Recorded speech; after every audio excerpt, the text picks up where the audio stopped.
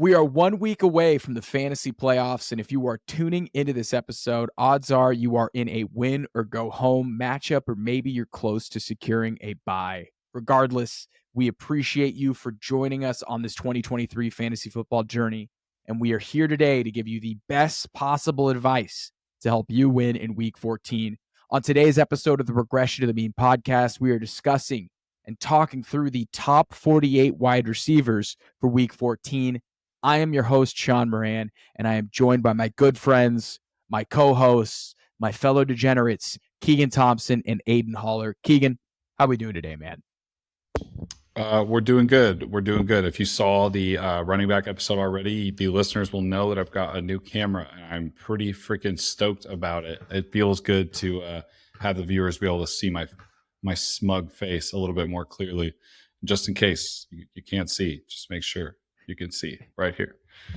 I'm excited though. Wow. It's fun to have a new technology. Anybody else geek out about new technology, or is that just me? Wow, he really loved doing the zoom in. I don't even have when I'm doing TikToks now, you can just zoom in when you laugh or something. I don't even have to do it in post. That's amazing. Aidan, how you doing, man?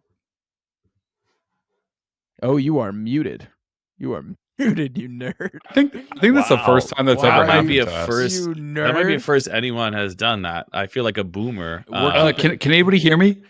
We're keeping that in. How does this Zoom thing work? No, I'm feeling good. I'm still mourning the loss of Tank Dell's fibula.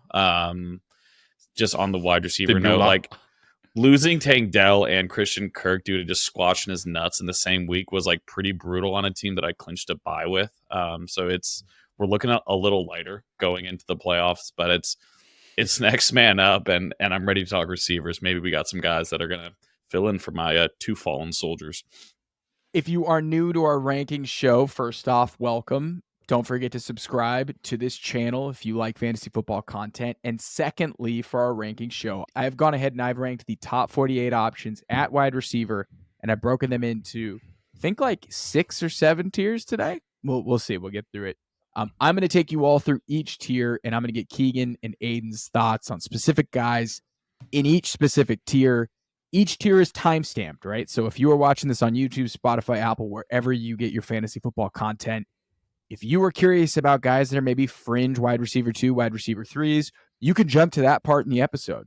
It is there. Use the timestamps. We want to make this the best possible viewing experience for you. If you want to see the rankings that are in this show, they are in the description of this video. Feel free to click on it. You have access to it. And if you have any start-sit questions, make sure to drop them in the comments below. When I'm pulling up the rankings here for wide receivers, just real quick to give you some context on how I break things out. Here on the left-hand column, this is where I've ranked the guys. And then all through the right, you're going to see different stats. So this is opposing defense rank versus wide receiver. This is opposing defense wide receiver fantasy points per game average. So, for example, Tyreek Hill is playing the Titans. They give up the 6th most fantasy points per game to wide receivers, and that is 31.4 fantasy points. Here you'll have, to the right of that, expected fantasy points per game rank. This is over the last 4 months, so the 4 weeks. So Tyreek Hill has been the wide receiver 1 on the wide receiver 7 usage. That lets me know that he's a negative regression candidate, but that doesn't matter because he's Tyreek Hill. So that's the thought process of how I go through these rankings.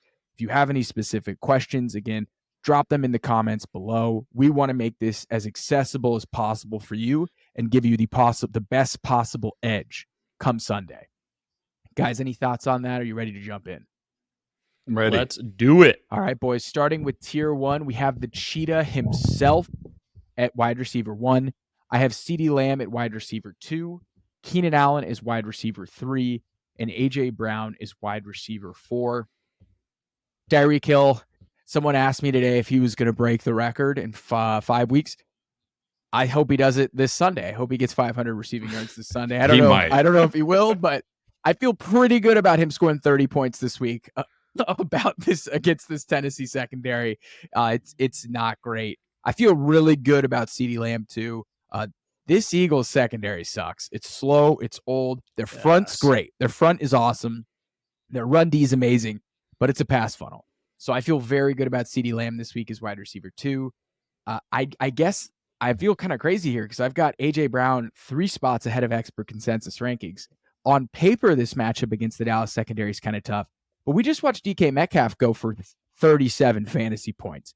I think A.J. Brown has that in his bag. I expect this game to be a shootout. I love A.J. Brown this week. I have to have him in this top 4 tier. I'll pause here. Thoughts on tier 1 guys before we jump to tier 2? I'm just looking at it now. I feel like this looks all right to me. You said AJ Brown, you have a little bit higher than ECR, and I noticed that Amon-Ra St. Brown is probably the one who would be about up there, but just weather and that being, that situation over there for Detroit, I like where AJ Brown's at. These are all the elite guys. These guys are blowing up this year, and AJ Brown still had a great day last week against SF, and I mean that's a tough defense, and that's. Dallas is tough, but I feel like he can get home in tough matchups, so I have no problem with him being that high. I love CeeDee. I absolutely love CeeDee this week. The dude is on an absolute heater since they have come out of their bye. Like, it is disgusting, dude. Top 4 finish, 4 out of his last 6 weeks. He was the wide receiver 2 just, I think it was 4 weeks ago against this same Philadelphia defense. Like, he's pretty much a lock for 10-plus targets a week right now. It's going to be on prime time. Carrie's singing. We're in a dome. Like, this absolutely matches up well for CeeDee Lamb. Like, I'm calling wide receiver 1 for CeeDee this week. I think he goes absolutely insane again. I love that. I love when Aidan calls shots. He calls it, and we're recording this Sunday, so milk will be spilled. Milk will be drank. We'll see. The next tier that we have here, wide receivers 5 through 8. I've got Michael Pittman, wide receiver 5. Justin Jefferson, welcome back. Welcome back, Chetos. Welcome back to the fold. I've got you at wide receiver 6. Amon-Ra St. Brown, wide receiver 7. DJ Moore, wide receiver 8. Thoughts on this tier? Michael Pittman, wide receiver 3 usage over the past month. Wide receiver 6 production. There is meat on the bone, fellas. Michael Pittman's targets per game have been like 10 plus for 4 weeks in a row. This offense is pass happy as hell, and this Cincinnati secondary just got torched by someone named Parker Washington. So I feel real good about Michael Pittman this week. I've been a bit of a holdout with ranking him super high. I'm all in. Justin Jefferson returns. I've got him down 1 spot amongst expert consensus rankings.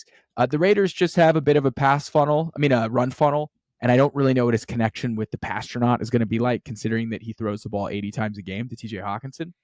And the last person that I have here that I want to talk about is DJ Moore, 3 spots ahead of expert consensus rankings. I understand weather conditions are a bit of concern. This is a juicy matchup against a bad Detroit secondary, and he has top 10 usage when Justin Fields plays. So I'm in on DJ Moore. I already know Aidan's excited about this ranking. I'll pause here. Thoughts on this tier, guys?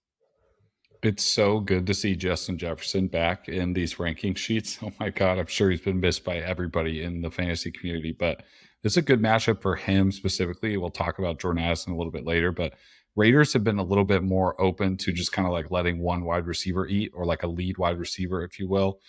They allowed Rashee Rice, Tyreek Hill, and Garrett Wilson. So teams de facto wide receiver 1s to post 8+ catches and 93+ receiving yards in 3 straight games. So I like the matchup for Justin Jefferson. Before he got injured, I just want to remind everybody, he was averaging 8.3 receptions a game and 135 yards per game. Stop. In those matchups, in his four healthy contests, he was scoring in between 24 and 28 points. We miss you, Kirk. We miss you, Kirk Cousins. Yeah, it's pretty cool. Excited to see him back as well. I'm hoping he saves me from last place in another league, as it has completely sunk this ship. I want to talk about another wide receiver there, and his ARSB. I'd probably slot him down a couple, in my opinion. I'd rather have a guy like Diggs or Evans, or a couple of other guys in that range.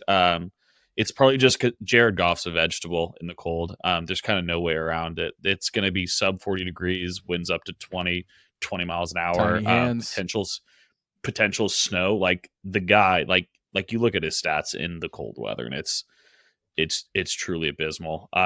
Granted, ARSB is kind of just like a short target, like volume guy, but I'd still rather have a couple of the guys below him. I'm probably putting him closer to like 10 or 12 myself. We're 10 minutes into this episode, and we want to take a second here to thank you for supporting the Regression to the Mean podcast. We appreciate you for listening and being a part of the Mean team. If you are part of the 70% of people watching this video that are not subscribed to our channel, we would love it if you go ahead, hit the subscribe button, like this video, and drop any of the questions that you may have in the comments below. We have a goal of 1,000 subscribers before the end of the season. We're about at 700. Every subscriber counts. We appreciate it. All right, back into the rankings. Moving on to the next tier here. This is a super interesting tier, in my opinion. It could break any way. I really like some of the matchups in this tier. Wide receivers 9 to 14. Stefon Diggs, wide receiver 9. Mike Evans, wide receiver 10. Deebo Samuel, wide receiver 11. Brandon Ayuk, wide receiver 12. Jamar Chase, wide receiver 13. Nico Collins, wide receiver 14. Puka Nacua, wide receiver 15. So the Stefon Diggs splits with Dawson Knox are very interesting. I don't know if you guys have seen this. Thank you, Keegan. I appreciate you, man. Yep. As some people know, I sometimes fudge up on the rankings. Have you guys seen the splits when it's 2 tight end sets versus 3 wide receiver sets? And basically Stefon Diggs is like has a 40% target share and 2 wide receiver sets. Like he just dominates. And Dawson Knox's window just got opened for IR. So I don't know if Dawson Knox returns this week, but it could be setting up for a very big stretch run here for Diggs. I kind of feel like the Bills are going to go on a bit of a run here, in my opinion, too, to make the playoffs. I don't know if I'm there yet to get super aggressive with Diggs, but I think moving forward after this week, I can easily put him back up in that top 5 tier where he usually belongs. Any thoughts on this tier here, guys, before we jump to the next tier? Jamar Chase. Fire up Jamar Chase. Coming off, dude, we talked about it. Shaun, we're going to keep victory lapping it. The guy just came off an 11-catch, 12-target performance. Jake Browning can support Jamar Chase as a wide receiver 1. Dare I said it. I think he's a top 10 play on a weekly basis. I know experts have him at 12. We've got him at 13. Fire him back up. Like, I'd rather have him over ARSB. Like, give me Jamar Chase, dude. Like, Jake Browning can support him. Indianapolis is fine. It's a pretty, league average passing defense. So, no, I love Jamar Chase. I feel vindicated from what we saw on Monday in terms of what we can expect for Jamar Chase down the stretch. Yeah, I just want to highlight the GOAT, Mike Evans, obviously passes the 1,000-yard threshold again, 10 first seasons in the NFL, all 10. He's reached 1,000 receiving yards. No A.J. Terrell for the Falcons this week, which would be big for Mike Evans. But in their last matchup, Mike still went for six receptions, 82 yards, and 1 touchdown on 8 targets. And that's now 7 straight games of 12-plus fantasy points, and 10 of 12 games this year he's reached that mark. So ride Mike Evans this week. I do want to talk about Nico Collins and also the Rams wide receivers. No matter which way you spin it, you can tell me the Jets are bad, and I'll be the first to agree with you. It's not a good matchup for wide receivers. It doesn't matter who they're playing. It doesn't matter who they're facing. They're shutting down wide receivers at an insane clip this year. I mean, allowing the fewest receiving yards per game, only 66.1. The only team that's yet to allow a touchdown to receiver aligned on the perimeter this year. They're giving up by far the fewest fantasy points per game, 22.8, and the fewest receiving yards per game to wide receivers. It is pretty brutal matchup. And I know that Nico Collins is probably going to be the biggest beneficiary of Tank Dell being out probably for the rest of the season. He'll get the usage and he'll get the looks, but it's going to be tough. On paper, it looks tough. I'm not going to tell you not to start Nico Collins, but I'm just saying, like, temper expectations for him. And then I just want to talk about the Rams real quick. Baltimore, stingy matchup, 7th fewest receiving yards per game and the fewest yards per route run to receivers lined up out wide. So talking about Puka Nacua here, picked up a rib, a shoulder injury before halftime. You're not. No. You are not saying to don't play Puka. There will be not a single. Oh no. We will not say a negative thing about Puka Nacua on this podcast. I will fight you. I will fight you. I will drive to your house. We will not say negative things about Puka Nacua, especially the guy who's carrying me to some fantasy offs. I literally love him. I love him so much. I'm just simply saying he was riding a pretty down streak, and then last week he heated up, of course, to the tune of the 70-yard house call and a touchdown. He had a really good week, and it was pretty bad before, but he's banged up. He's going to be sore. It's a tough matchup. I'm not saying that you don't play him, but it's just, I mean, don't kill me here. Gosh. I will say Cooper Kupp, though, playing out of the slot, it's a pretty decent matchup for him, but we also have to temper expectations for him as well. But I mean, Keenan Allen went 14 and 106 against the Ravens, playing exclusively out of the slot, and they're giving up the 15th most receptions to receivers aligned in the slot position. So not a bad spot for Cooper Kupp. I'm just saying with those two, temper expectations. Obviously, I'm starting Puka Nacua this week. I think this thing we have to keep in mind here is that for the Rams to have any chance of winning this game, Puka has to be the number one target, or has to be involved. I think we're gotten to a point where Puka is by far and away the number one in this offense. The way that they treat him, the way they talk about him, the way his teammates respect him. I'm not saying that Cooper's dust. I think Cooper is going to be one of my favorite picks in drafts next year. I think he's going to come back healthy and play really well. But Puka is somebody here that I think is the alpha in this offense. So that's really just why I have him 5 spots ahead of expert consensus rankings. But good points. Temper expectations. Keegan's a realist. We appreciate a realist. I will not hear a negative word about my sweet prince. Today's episode of the Regression to the Mean podcast is brought to you by Chalkboard Fantasy Sports. You can win up to 100x your money on Chalkboard by simply choosing more or less on the projected stat lines of your favorite NFL players. But what makes Chalkboard unique is the fact that you can take alternate lines on Chalkboard. This is the thing we love. For example, this Thursday night, got to have a stinky matchup here between the Steelers and the Patriots. You know Mitch Trubisky's going to play. When Mitch Trubisky plays, he targets Diontae Johnson.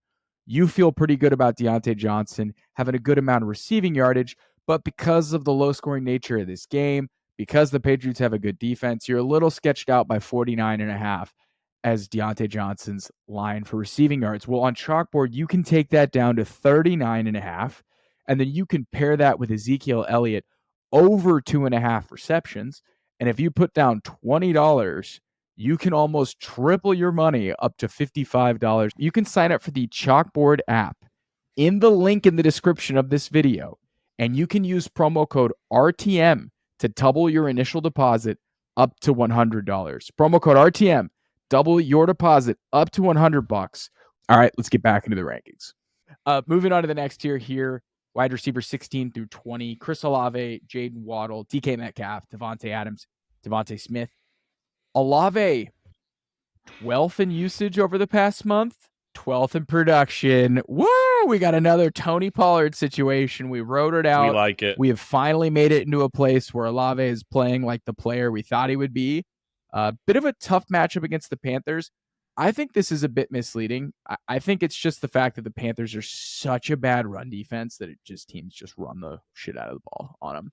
I still think Olave has a juicy matchup considering the fact that Jameis Winston is potentially starting, and Jameis is just a fuck it. Olave is somewhat down there somewhere. Oh my goodness, it's down there. Fuck it, throw it to Olave. That's what Winston's going to be doing here. There it is. There it is. Other guy in this range, DK Metcalf just went nuclear versus Dallas. I wouldn't be shocked if he had a monster game. Would not be shocked if he had a monster game against the Niners. Any thoughts on this tier before we jump to the next group of guys? Yeah, I've got a couple notes on some of these guys. Chris Olave, one main stat. It's going to sound shocking. He has a 38% target share when Jameis Winston plays. 38% target share when Jameis Winston plays. It's going to be awesome. It's going to be awesome. Sorry, owners, but yeah, it's pretty crazy. A massive week. Olave is for sure their preferred zone coverage beater, and Panthers are deploying third highest rate of zone coverages here at about 83% of their defensive schemes. So Olave's highest yard for route run on the team, highest target share. That's going to be their go-to guy. And he also went 6 for 86 in their last matchup. DK, I like what you think, Shaun. I know the Niners are a good defense, but A.J. Brown went 8 for 114 and 1 last week against them, and Niners giving up the 9th most receiving yards per game to receivers aligned out wide. So I like DK's matchup again this week. He did have a pretty rough go last time, but he did see a 33% target share in their previous matchup. It just didn't convert too much. And it was miscues. It was weird. They were off. He was running wrong route. I don't know what it was. I will say this. I think the Niners are going to win against the Seahawks, but they're 10.5-point favorites. Seattle played on Thursday. The Niners are, playing off an emotional win against the Eagles. Wouldn't be shocked if this game was a little bit closer than people are thinking. And then, I like the Davante spot this week as well, too. Davante Adams. I mean, with AOC as a starter, he's seen some pretty consistent playing, 73-plus receiving yards in all 4 of his matchups, and also at least 12 or more fantasy points in 4 or 5 games with AOC playing. 3rd in target share, 4th in aerial share, and 3rd in first read target share for Davante Adams right now. So, I mean, he's just a monster when it comes to like demanding the ball and getting the ball. So I like that as well, too. A lot of guys in this range I really like. Aidan, thoughts on this tier before we jump? Yeah, I want to highlight just one that Keegan didn't. I want to highlight DeVonta Smith. Bad time to be a DeVonta Smith owner. Dallas Goedert is back. The splits with and without him are a bummer if you own him. He's been a top 20 wide receiver all 3 weeks since their bye with Dallas Goedert out. Prior to that, in the 8 games that Dallas Goedert played the full game, he was a top 20 wide receiver just 3 times. He gets a lot of looks taken away when Dallas Goedert is in this offense, which it makes sense. Dallas Goedert's a really good weapon. You go from 2 really good weapons to 3 really good weapons in the passing game. So it makes sense that, the pie gets split up a bit more. So, he probably belongs there. Like, I don't really see anyone in this next tier we're about to cover that I'd bump him for. But, if he finishes around, 25 or 30 this week, don't say I didn't warn you. Moving on to the next tier, guys, here, wide receivers 21 through 27. I'm calling my shot here with these 2. I'm calling my shot real high with these 2. I've got Jayden Reed at 21, Brandin Cooks at 22. The sound of that was my nuts hitting the table. Calvin Ridley, 23, Sutton, 24, Zay Flowers, 25, Cooper Kupp, 26, DeAndre Hopkins, 27. Okay, so Jayden Reed and Brandin Cooks are the only 2 guys I want to highlight in this tier here. If Watson is out, which perennial hamstring injurer probably is, Reed is going to eat, considering how efficient he's been this year with the limited snaps and touches he has had. If he is in this matchup against the 4th worst defense against wide receivers, a defense that is giving up 32 fantasy points per game to wide receivers, he has been able to produce as the wide receiver 23 over the past month with the wide receiver 43 usage. If that jumps into like the wide receiver 20 usage, we're talking about a guy who can score 25 fantasy points, all in on Jayden Reed. And then Brandin Cooks has been a screaming negative regression candidate that doesn't want to hear any of it. He's been hyper efficient this season. And over the past 4 weeks, he's been the wide receiver 14 with the 47th usage. That's nuts. That's like Deebo Samuel levels of efficiency. And he's going up against the worst pass defense against wide receivers. Love Brandin Cooks this week. Thoughts on this tier, guys? I love Courtland Sutton again. I was going to bring that up too. He's just been like steady. Dude, the guy has scored a touchdown in 9 out of 12 games. Like, he's clearly a Russell Wilson touchdowns. He has 9 touchdowns this year. Wow. Like, he's kind of like good. He's had a bit of a year, dude. Yeah, he's had a good year, and this Chargers secondary is awful. So I like Courtland Sutton again this week. I don't see him exploding into like top 5 usage, but I really like him. I'd be shocked if he finishes any lower than where he's at 24. Talk me into wide receiver 15 or so. I'm there. I'll buy it. Yeah, the 9 touchdowns this year is crazy. Double-digit fantasy points in all but 2 games this year. It's Chargers sick, top 5 in yards and touchdowns allowed to wide receivers. Courtland Sutton has become Russ Wilson's new fuck it. He's down there somewhere. Target. Yeah. And he keeps catching it. He keeps catching his routes from last week were insane. Like, it's just a spray chart of straight line, but from various different parts of the field. I mean, if it works, it works. Thoughts on anyone in this tier before we jump to the next tier, Keegan? I already talked about Cooper Kupp in that matchup a little bit. Yeah, I do like the Jayden Reed call out with no Christian Watson. Jordan Love's kind of on a heater to Aidan's dismay, but it is the truth. I'm in hell. I'm in hell. She's the devil. She's the devil. Okay, moving on to the next tier here. Wide receivers 28 through 34. Rashee Rice, Drake London, Elijah Moore, Diontae Johnson, Gabe Davis, Jordan Addison, and Garrett Wilson. Oh, it's brutal. This is a brutal tier. A lot of like highly drafted guys just chilling in here. Jayden Reed in the next tier. I want to call out 2 guys in this tier. I've got Drake London. He's going up against a Bucs defense that has surrendered the 5th most fantasy points to wide receivers this season. Usage and production has not been great over the past month. I just think if there was ever a week for Drake London to get going, it would be this week against Tampa Bay. And I have Elijah Moore as like a borderline get him in a lineup guy because Joe Flacco, when he's playing QB, Elijah Moore turns into Jerry Rice. So let's get Elijah Moore the rock here with Joe Flacco playing quarterback. This is a great matchup against a pass funnel Jags defense that's just bad. I mean, Jamar Chase just went crazy. T. Higgins had some nice catches. And Jake Browning just went nuts. The ghost of Joe Flacco, I think, is going to have a good game as well. I'm pretty high on Elijah Moore this week. Guys, thoughts on this tier? My sweep prince, not our, but the darling of many fantasy communities, Garrett Wilson has an opportunity to get back on the good graces of fantasy owners this week. With Zach in, I think this is crazy to say out loud. Better things happen when Zach Wilson plays football. Obviously, they did him so dirty. That was hard to say, but he's failed to reach 8 fantasy points and 3 catches in 2 of his last 3 games with Tim Boyle in the mix. And he didn't even top 50 yards receiving in that stretch either. With Zach in the lineup, he posted 12 plus targets, 7 plus catches, 80 plus receiving yards, and 14 plus fantasy points in the last 4 full games of the Zach Wilson experience. So I think this is a pretty decent spot for Garrett Wilson. And then the other guy in this spot or this ranking I really like, obviously, you already talked about it, but Drake London, I think this is a good get right game for him. I talked about Jordan Addison earlier too, Justin Jefferson. I want to bring up Jordan Addison. The Raiders are fine with letting one wide receiver eat. Like that just seems to be the thing, but they've been pretty stingy outside of that. I mean, they're allowing the 14th fewest fantasy points per game to wide receivers. And just 2 games ago, for wide receiver 2 examples, they only let Jaylen Waddle go 4 for 55 just 2 weeks ago. So they definitely kind of key in on the rest of the receiving core. Before Justin Jefferson got injured, Addison was playing about a 13.7% target share and a 23.9% air yard share, which is not great. That's not a lot to hit home about and put it thrust into your fantasy lineups. So I'm going to be very cautious with him. I'll probably start him in some lineups this week because I have to, but it's kind of like I want to wait and see how this unwraps itself with Justin Jefferson back in the lineup. Yeah.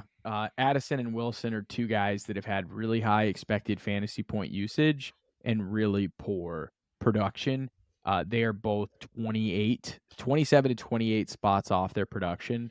That just means bad quarterback play, in my opinion. Next tier of guys that I have is wide receivers 35 to 41. Got Jaxon Smith-Njigba, Tyler Lockett, Josh Downs, Adam Thielen, Jakobi Meyers, T. Higgins, and Chris Godwin. Really just want to touch on the Seattle wide receivers. Lockett's had good usage and good production over the past month. Jaxon Smith-Njigba's production has been pointing up. He's been pretty efficient. I have Smith-Njigba ahead of Tyler Lockett. I just think the usage arrow is pointing up. Like Seattle has to get JSN involved. I think their offense looks much better when they do. So I don't think you could like really get mad with Lockett and his production so far over the past month. It's been pretty underwhelming, but I'm more excited to play JSN at this point. Thoughts on this tier, guys, before we get to the last group? I've got one. Dude, what the hell has happened to Chris Godwin, dude? It's he doesn't get targets, man. He doesn't get looks. He's cracked the top 20 once in their last 8 games since the bye and is riding a 5-game streak outside of the top 30. Like he was like Mr. PPR, like especially with Baker. Like we thought this was like a pretty good match here. It's been awful. He's not playable anymore, and it's really sad. I love Chris Godwin. I thought like full year off of his ACL this year. Like he finished strong last year, and it's been abysmal. He's wide receiver 39 on the year. Yeah, I think Baker's aggressiveness this year has been pretty surprising. How aggressive he's Did been. not see that coming. Did not see that coming. Other thoughts in this tier, Adam Thielen, the drop-off's been pretty real. This is probably what we expected heading into the season. This is what we expected. Maybe I'm Jonathan Mingo, too, looked really good. I think usage is pointing up. I forget who took over play calling. They're kind of getting Mingo. I forget who it is now. But Mingo looks to be like the alpha wide receiver in that offense, which is pretty exciting. Makes sense, actually. Right? It's like we're getting our shit kicked in this year. Like, why do we not just see what we have in the young guys? Yeah, exactly. 1,000% on. I really hope that your note here for Josh Downs, positive regression candidate, it comes true because, man, I would love to see some extra Josh Downs usage. I think it's Alec Pierce Bowl last week was really depressing. I mean, 2 weeks in a row now for Pierce. I think it's coming. I'm happy they're getting Pierce going though. Just for the sake of that offense. I think Josh Downs, I think it's coming. I feel good about him against Cincinnati this week. Look at some of these names from 28 to 41. Like, this is how you know you're just in that weird part of the fantasy season. T. Higgins, Tyler Lockett, Chris Godwin, Garrett Wilson, Diontae Johnson, Drake London. That's fantasy, man. It's brutal. That is fantasy football, baby. And the next tier, we don't have to spend too much on these guys, but just want to get them out there is options 42 to 49. Noah Brown, Romeo Doubs, George Pickens, OBJ, Jerry Jeudy, Zay Jones, Jalin Hyatt, and the Moon Man, Darnell Mooney. Had to throw him in there. Noah Brown. Generous of you. Big bump in usage incoming for Noah Brown. Yep. Really tough matchup. So I don't think I'm going to start Noah Brown this week, but Noah Brown for the fantasy playoffs, very interesting. And then Jalin Hyatt, I'm intrigued coming out of the bye what Jalin Hyatt's usage looks like. I feel like if there was ever a time to get, your really electric rookie super involved in the offense, it would be after a week 13 bye with 4 or 5 weeks left. They got nothing to prove. Why not just throw this kid out there, develop him? So I'm very intrigued with Jalin Hyatt. Any thoughts on this tier before we get out of here, guys? Do we think Zay Jones is going to get a bump now? Like, will we go back to late season heroics from Zay Jones? Could be. Or Parker Washington. I don't know how sticky the Parker Washington thing is, but he was good. He was good. So I don't know. I don't know. I think Noah Brown and Zay both fall in the same bucket for me. It's brutal matchup this week, but are going to see uptick in production.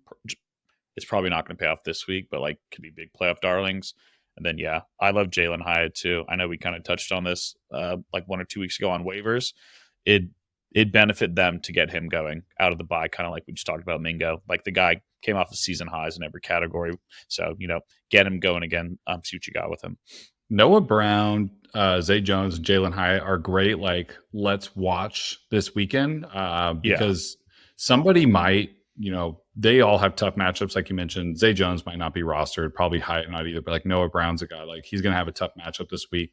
And these are all 3 people that I would pay attention to for a late playoff depth piece because they're going to have some rough goes this week. Maybe they get dropped, but those are people I'd be keeping my eyes on. That's it. These are the rankings. We're getting you to the playoffs. We're getting you the bye. That's our goal here on the Regression to the Mean podcast. We appreciate you for tuning in. As always, if you have any questions, comments, drop them in the comments in our video. Follow us on Twitter. Shoot us any questions there. Thank you, everybody, for tuning in. Until next time.